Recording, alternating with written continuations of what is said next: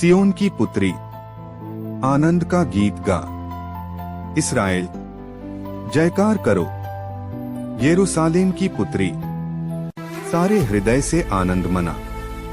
प्रभु ने तेरा दंडादेश रद्द किया और तेरे शत्रुओं को भगा दिया है। प्रभु तेरे बीच इस्राएल का राजा है। विपत्ति का डर तुझसे दूर हो गया है।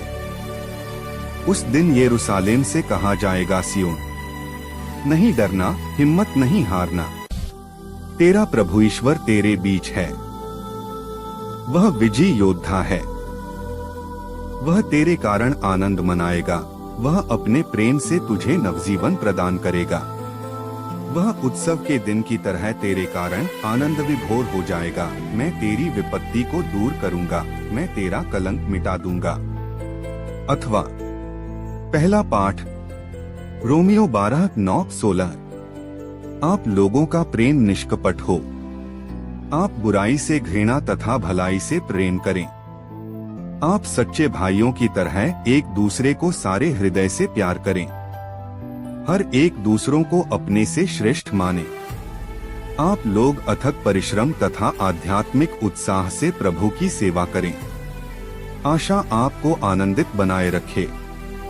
आप संकट में धैर्य रखें तथा प्रार्थना में लगे रहें।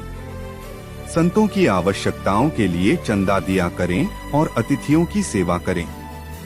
अपने अत्याचारियों के लिए आशीर्वाद मांगे, हाँ, आशीर्वाद न कि अभिशाप। आनंद मनाने वालों के साथ आनंद मनाएं, रोने वालों के साथ रोएं। आपस में मेल मिलाप का भाव बनाए रखें। घमंडी न बने, बल्कि दीन दुखियों से मिलते जुलते रहें। अपने आप को बुद्धिमान न समझें। सुसमाचार, संत लूकस का सुसमाचार 1:39-56। उन दिनों मरियम पहाड़ी प्रदेश में यूदा के एक नगर के लिए शीघ्रता से चल पड़ी। उसने स्करियस के घर में प्रवेश कर एलिजबेथ का अभिवादन किया। जो ही एलिजबेथ ने मरियम का अभिवादन सुना, बच्चा उसके गर्भ में उछल पड़ा और एलिजबेथ पवित्र आत्मा से परिपूर्ण हो गई। वह ऊंचे स्वर से बोली उठी, आप नारियों में धन्य हैं और धन्य है आपके गर्भ का फल। मुझे यह सौभाग्य कैसे प्राप्त हुआ कि मेरे प्रभु की माता मेरे पास आई? क्योंकि देखिए, जो ही आपका प्रणाम मेरे कानों में पड़ा, बच्चा मेरे गर्भ में आनंद के मारे उछल पड़ा। और धन्य है आप जिन्होंने यह विश्वास किया कि प्रभु ने आपसे जो कहा वह पूरा हो जाएगा। तब मरियम बोल उठी, मेरी आत्मा प्रभु का गुणगान करती है। मेरा मन अपने मुक्तिदाता ईश्वर में आनंद मनाता है, क्योंकि उसने अपनी दीन दासी पर कृपा दृष्टि की है। अब से सब पीढ़ियां मुझे धन्य कहेंगी, क्योंकि सर्वशक्तिमान ने मेरे लिए महान कार्य किए हैं। पवित्र है उसका नाम। उसकी कृपा उसके श्रद्धालु भक्तों पर पीढ़ी दर पीढ़ी बनी रहती है। उसने अपना बाहुबल प्रदर्शित किया है। उसने घमंडियों को तितर बितर कर दिया है। उसने शक्तिशालियों को उनके आसनों से गिरा दिया और दीनों को महान बना दिया है। उसने दरिंद्रों को संपन्न किया और धनियों को खाली हाथ लौटा दिया है।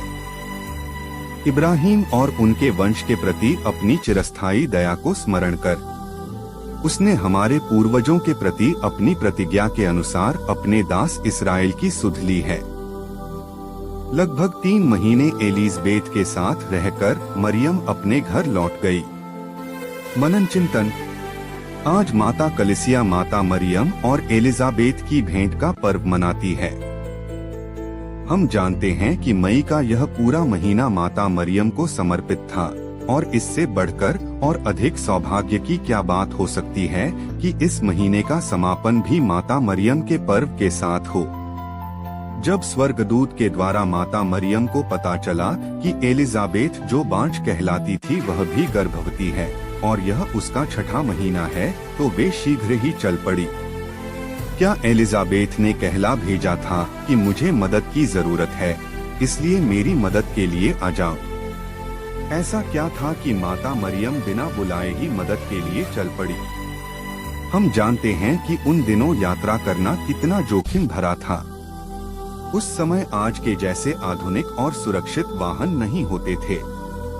रास्ते भी कठिनाइयों से भरे और चोर डकैतों के आक्रमणों से आतंकित थे।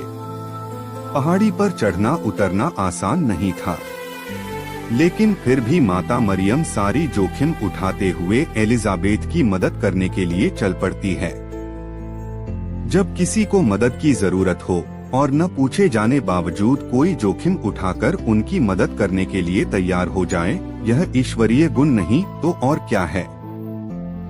माता मरियम के परोपकारी और उदार हृदय के कारण ही उन्हें ईश्वर की माता बनने का सौभाग्य मिला।